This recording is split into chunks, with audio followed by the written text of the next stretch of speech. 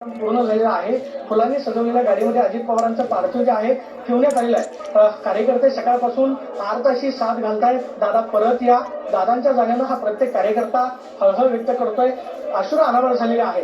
प्रत्येकाच्या डोळ्यामध्ये पाणी आहे, कारण दादा बारामतीवरती जीवापाड प्रेम करायचे आणि बारामती ही दादांना आपलंसं समजायची. ज्यावेळी सकाळी अजित पवारांच्या निधनाची बातमी समजली त्यानंतर संपूर्ण बारामती जी आहे ती अपघात स्थळावरती जमा झालेली होती, कारण आपला नेता आपल्यामध्ये नाही ही भावना त्यांच्या मनाला राहत नाही. आणि आपण पाहतोय की आज सकाळपासून सगळी गर्दी संपूर्ण बारामती गर्दीनं आपल्याला पाहतोय की सगळ्या रस्त्यांवरती कार्यकर्ते मोठ्या प्रमाणावरती राज्यभरामधून आलेले पाहायला मिळत आहेत. लाखो कार्यकर्ते जे आहेत ते सकाळपासून आपण पाहतोय की या ठिकाणी आपल्याला पाहायला मिळतात. आणि आता अजित पवार यांचं पार्थिव जे आहे ते सध्या पोस्टमॉर्टम डिपार्टमेंटमधून काढलं जाते. आणि सध्या आपण पाहतोय की अजित पवार यांचं पार्थिव जे आहे ते सध्या या ठिकाणून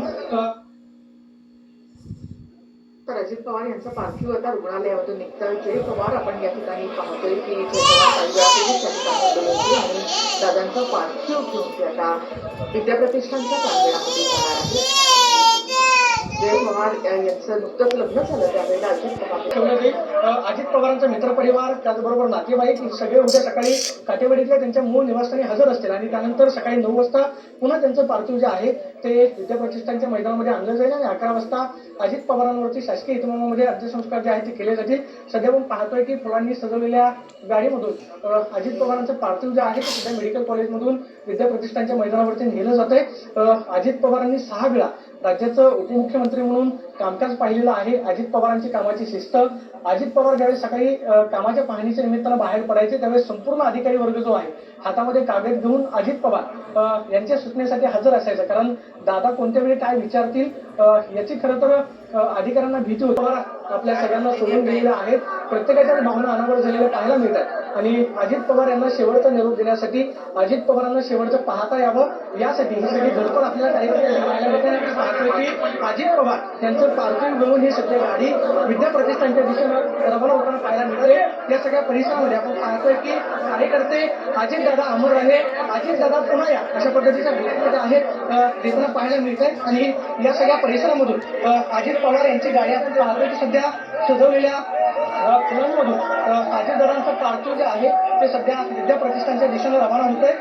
सगळं आपण पाहतोय की सगळ्या पोलिसांचा बंदोबस्त आणि कार्यकर्त्यांवरती रस्त्यावरती कार्यकर्त्यांची गर्दी आहे. त्यामुळं अजितदादांना आपण पाहतोय की अशा पद्धतीनं फुलांनी सजवलेल्या गाडीमधून विद्याप्रतिष्ठानच्या मैदानामध्ये अंत्यदर्शनासाठी ठेवलं जाईल. सकाळपासून कार्यकर्त्यांना अजितदादांचं दर्शन घेता यावं ही कार्यकर्त्यांची धडपड आहे. राज्यभरातून असंख्य कार्यकर्ते आलेले आहेत.